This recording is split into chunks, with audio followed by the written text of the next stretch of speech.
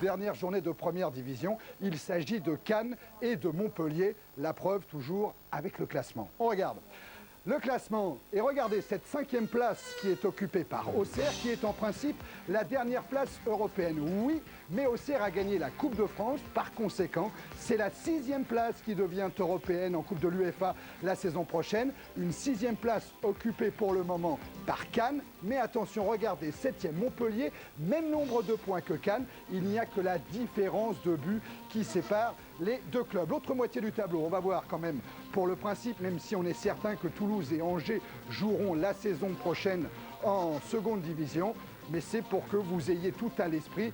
La 37e journée a eu lieu il y a 2 semaines, il fallait recadrer tout cela. Allez, on commence avec un premier tour des stades et un premier arrêt au stade de Jean Bouin à l'Avocat à Cannes pour voir ce qui va se passer entre Cannes et Saint-Étienne. Charles, on va jouer de la règle à calcul ce soir. Charles Vincent, qui est présent au stade de l'Avocat. Bon, il y a un côté sentimental, c'est le dernier match de Luis Fernandez qui entraînera la saison prochaine le Paris Saint-Germain. Et il y a un vrai côté arithmétique, est-ce que Cannes jouera la Coupe d'Europe ?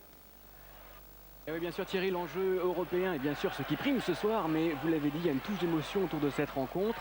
Tout ce que fait Luis Fernandez depuis hier, il le fait pour la dernière fois à Cannes. Le dernier entraînement, la dernière mise au vert, et puis aussi bien sûr la dernière rencontre ce soir avec l'AS Cannes.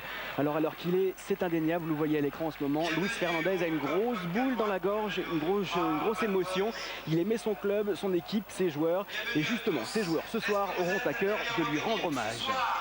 Oui, Luis Fernandez, donc on a à l'image là, on l'a côtoyé depuis 2 jours, il a été décontracté, il était gouailleur, exactement comme on l'a toujours connu. Et depuis le début de l'après-midi, là c'est la gorge. Il a peur, il est ému, il est bouleversé. Et lui, en tous les cas, sait qu'il n'est pas question pour son club de partir sur autre chose qu'une qualification en Coupe d'Europe.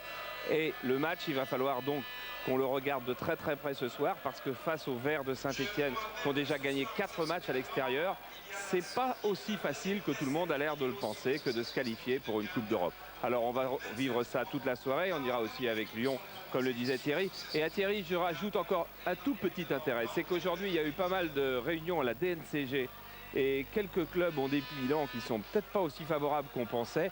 Et nouveau centre d'intérêt, savoir qui sera avant-dernier du championnat, Thierry. Il faudra aussi qu'on suive ça parce que Angers peut passer Toulouse et qui sait si le 19e ne sera pas repêché. Charles, vous avez complètement raison, on y avait un petit peu pensé car ça a été le propos d'Alain de Martigny pendant tout l'avant-match de cette 38e journée. Alain de Martigny qui souhaite et qui a motivé ses joueurs dans ce sens en disant il faut absolument arracher la 19e place, on y reviendra tout à l'heure. On reste au niveau de l'Europe, on a vu Cannes. L'autre club concerné par la dernière place UEFA, c'est bien sûr Montpellier. Alors Montpellier a le désavantage d'avoir une moins bonne différence de but et de se déplacer ce soir. Montpellier se trouve à Lyon, Grégoire Margoton. Oui, bonsoir Thierry, on connaît un petit peu les données du problème. Montpellier, c'est vrai, doit prendre 1 point de plus que Cannes. Louis Nicolin, bien sûr, n'a cessé de répéter toute la semaine qu'il ne s'attendait pas à être européen tout à l'heure autour de 22 h. N'empêche, les joueurs de Gérard Gilly rêvent d'une chose. Ils ont fait la fête pendant plusieurs jours cette semaine après leur défaite en Coupe de France contre Auxerre et ils rêvent d'un dernier succès cette saison, synonyme ou pas de Coupe d'Europe. Alors logiquement, à Gerland, on devrait avoir des buts et il pleut malheureusement sérieusement depuis 1h30. Mais rassurez-vous, un feu d'artifice est prévu en fin de rencontre, histoire de réchauffer un peu les cœurs. Voilà Thierry. Tiens, à propos de Lyon-Montpellier, des nouvelles de Robert Nouzaret qui a travaillé dans les 2 clubs et qui aujourd'hui a été dégagé de toute obligation vis-à-vis de Montpellier et qui se trouve libre et qui aimerait bien entraîner un club, pourquoi pas, au plus haut niveau. Voilà, c'est fait pour l'annonce et la mise sur le marché, entre guillemets bien sûr, de Robert Nouzaret. 3e match dans ce tour des stades, nous allons aller à Monaco pour Monaco-Nantes. Mais à propos de ce match, Saint-Étienne, on va voir ce que fait Montpellier à Lyon, Grégoire. Et bien pour l'instant, toujours 0-0 à Lyon. À Gerland, il pleut toujours, il pleut beaucoup, je vous l'avais dit tout à l'heure, depuis 1h30. Et c'est Lyon qui domine ce début de rencontre. Pas vraiment une grosse domination. Et pour l'instant, c'est un corner que vient de concéder Sylvain Deplaste, que vous avez vu en gros plan. Montpellier aujourd'hui privé d'Azanovic, Gérard Gilly a laissé à la maison, privé aussi de son autre buteur, meilleur buteur, Fabrice Diver. Alors on va suivre ce corner frappé par Franck Risetto. Les cheveux d'Olmeta ont commencé un petit peu à repousser. Une tête au second poteau de Lefebvre qui marque l'ouverture du score pour Montpellier ici à Gerland après exactement 6 minutes de jeu. 6 minutes seulement parce que le match a été retardé un petit peu. Et regardez la tête de Pascal Olmeta et la joie du côté de Montpellier. Donc but pour Christophe Sanchez, c'est son 7e but cette saison et pour l'instant c'est la grosse surprise, c'est Montpellier qui est en Coupe d'Europe l'année prochaine.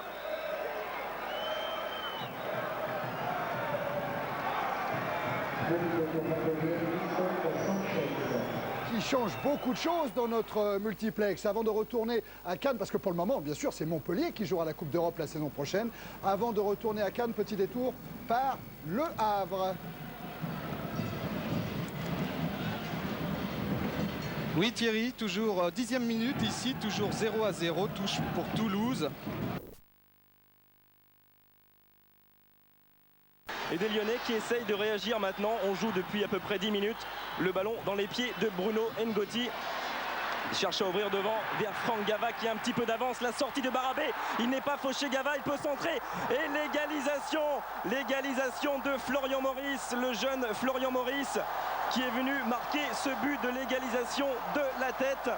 Et bien ça remet tout en question. Ça a changé en 5 minutes cette situation européenne pour Cannes et pour Montpellier. Maintenant c'est Cannes qui est européen et regardez la joie de Pascal Olmeta. Alors on va revoir ce but au ralenti sûrement proposé par Jean-Marc Greffra. Et c'est là qu'elle est décisive, elle est belle cette ouverture de Bruno Ngotti. Et elle prend la défense montpelliéraine complètement de vitesse. Il essaye de faire tampon. Claude Barabé, il est en retard. Loret devant le poteau ne sert pas à grand chose et Carotti est en retard. Voilà, un partout ici à Gerland. Et pour l'instant, c'est Cannes qui est européen. C'est vrai Grégoire, c'est Cannes qui est européen, mais il se passe déjà pas mal de choses à Gerland et ça pourrait continuer d'ici la fin des matchs. Allez, retour à la Boca pour retrouver Vincent et Charles. Entre Cannes et Saint-Etienne, on a eu 2 belles occasions ici côté Cannes. Et en T1, Marseille qui se déplace à tisser sa toile défensive comme ce ballon récupéré par Florent Laville pour Florian Maurice. Pas de hors-jeu pour James Debat et le Libérien qui va se présenter seul face à Barabé, un dribble et c'est au fond. Voilà Lyon qui mène maintenant 2 buts à 1 après une demi-heure de jeu ici à Gerland. Et grosse consternation et un petit peu de dépit, vous l'avez vu dans cette défense avec Barabé qui regardait Jean-Manuel Tétis. Grosse tristesse, ça sera dur maintenant pour l'Europe après ce but du Libérien James Debat, son 5e cette saison à Debat. Et l'ouverture décisive de Florian Maurice. Debat qui est sur la liste des transferts, il ne devrait pas être lyonnais l'an prochain. Et ben pour son dernier match peut-être il offre un but à Lyon et il complique sérieusement la tâche de Montpellier pour l'Europe. Ça va devenir difficile pour Montpellier, mener 2 buts à 1 à Lyon. Angers, Sochaux, Philippe Jonat. Metz, Caen. Oui, Tiens bon le résultat. Cannes tient bon. 1 contre Montpellier, on a repris dans cette seconde période depuis maintenant une toute petite vingtaine de minutes et Montpellier qui domine depuis 20 minutes maintenant avec, vous le voyez, un ballon récupéré par Tétis. On joue à une touche de balle. Risetto maintenant qui se retrouve sur l'aile et qui va centrer et au bout du centre, cette tête superbe de Lefebvre, le doublé pour Lefebvre. Il avait marqué tout à l'heure en première période, ça fait maintenant 2-2. C'est Sanchez, oui, par contre, c'est Sanchez, excusez-moi, et ça fait maintenant en tout cas 2-2 entre Lyon et Montpellier. Et bien sûr, Montpellier n'est pas encore qualifié pour la Coupe d'Europe, mais il reste encore 27 minutes et un petit but, c'est très vite arrivé. On va revenir vous voir souvent Grégoire, car là tout est relancé, car au classement c'est toujours Cannes qui précède Montpellier, mais les 2 équipes ont le même nombre de points. C'est grâce à la différence de but que Cannes est devant. Tiens, la deuxième division, on a vu que Rennes mène à Istres 1-0, mais que fait Nice devant Rouen? Philippe Doucet, attention, ça va être court.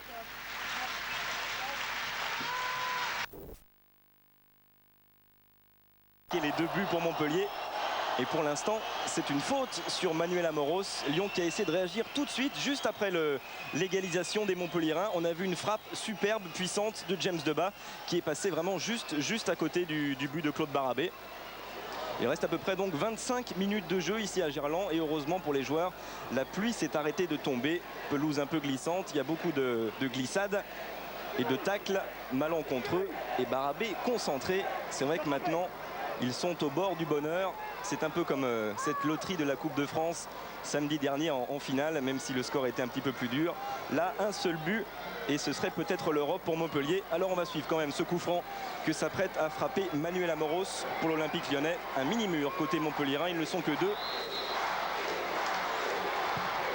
Le coup franc d'Amoros, bien travaillé, et Claude Barabé qui est sorti de sa ligne. Et de la paume qui a dévié ce ballon en corner. Corner pour l'Olympique lyonnais. On a eu un changement depuis le début de la partie. C'est Roche qui est sorti, remplacé par l'ancien Rennais de la Montagne. On suit le corner de la Montagne. Justement, Ngoti était monté. Deuxième tête d'Éric Roy. Et Monsieur Lenné était intervenu. Coup de sifflet.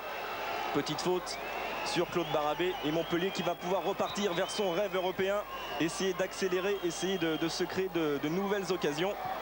Et de la Montagne qui est rentré, qui doit être très heureux, même s'il n'est peut-être pas au courant encore, de savoir que Rennes va peut-être monter en seconde division. Pour l'instant, c'est Thierry Loret, le défenseur central de Montpellier, qui s'explique avec Monsieur Lenné.